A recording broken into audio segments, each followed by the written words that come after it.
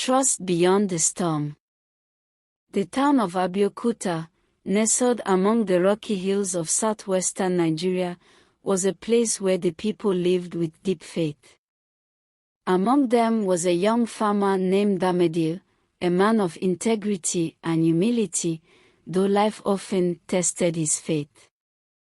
Bamidele lived with his devoted wife, Yetunde, and their lively 6-year-old daughter, Kikolomo. Though not wealthy, Bamidele and Yetunde were grateful for their small farm, which provided enough food and income to sustain them. Each evening, the family would gather under their mango tree, singing hymns and lifting their hearts in prayer to God. Their favorite hymn was Olyewa Edebo, a Yoruba song that reminded them of God's protection. One year, however, their prayers seemed to go unanswered. The rains that should have watered their maize fields never came. Day after day, the sun beat down mercilessly, and the earth cracked beneath their feet. Despite Bamidele's best efforts, his crops began to wither. The once green fields became brown and barren. Soon, their food supply dwindled, and the family's savings were nearly exhausted. Doubt creeps in. One night, as the moonlight filtered through their cracked roof, Bamidele sat by the window, his head in his hands. The air was heavy with silence, broken only by the distant call of a night bird. "Olyewa," he whispered, his voice trembling, "why have you allowed this to happen? Did I not work hard? Did I not give my tithes faithfully? What have we done to deserve this?"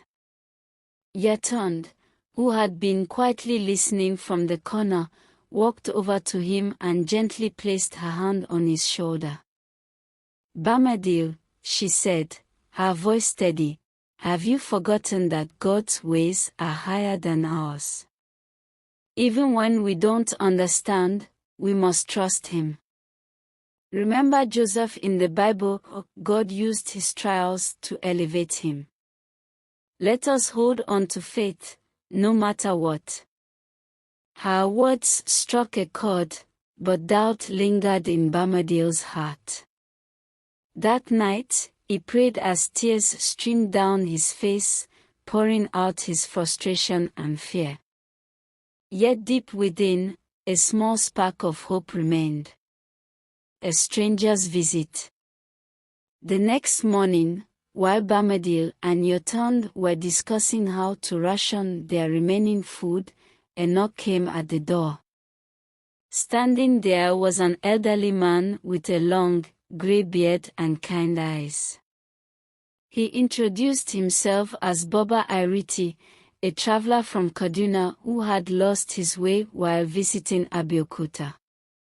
Despite their meager resources, Yetunde welcomed him inside. "Please, have some water and rest," she said.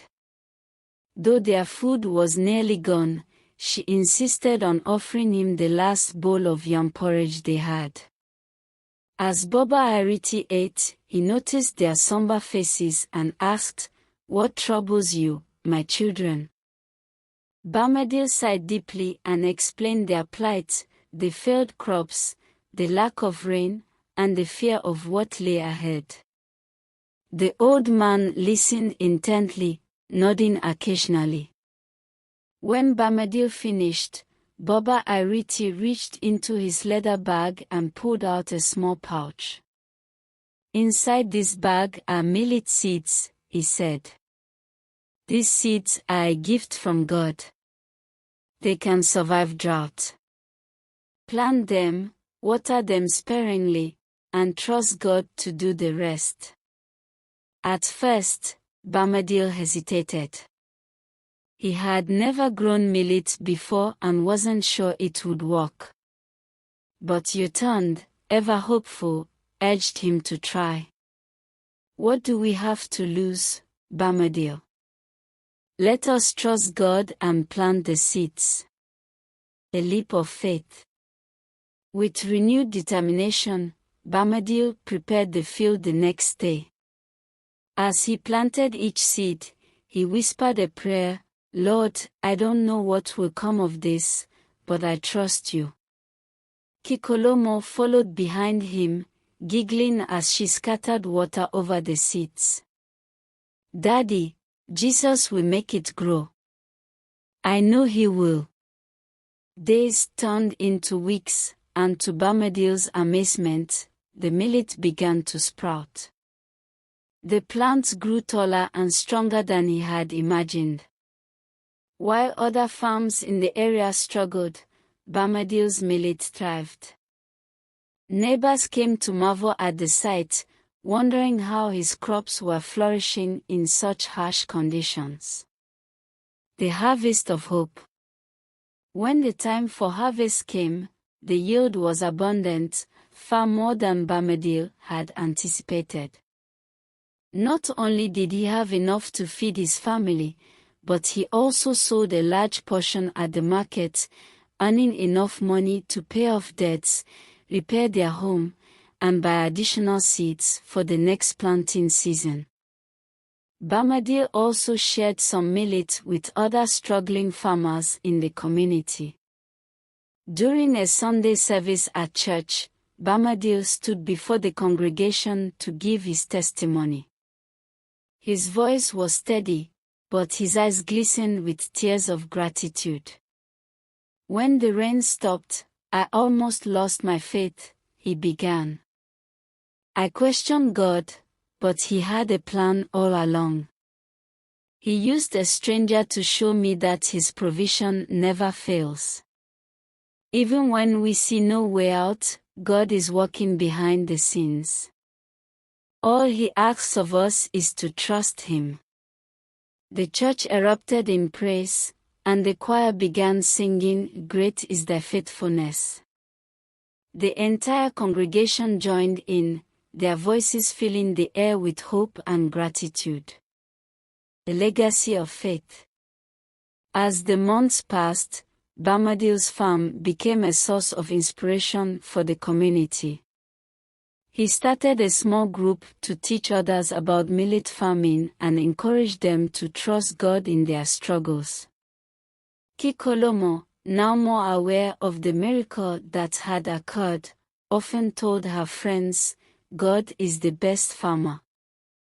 He makes things grow even when we can't see how." Years later, as Bamadil looked out over his flourishing farm, he remembered the dark days of doubt and smiled.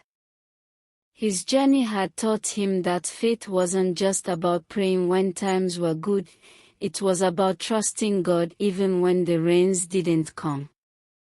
And so, the story of Bamadil and his family became a lesson for the youth and adults in Abeokuta, reminding them that no matter the storm, God's faithfulness endures.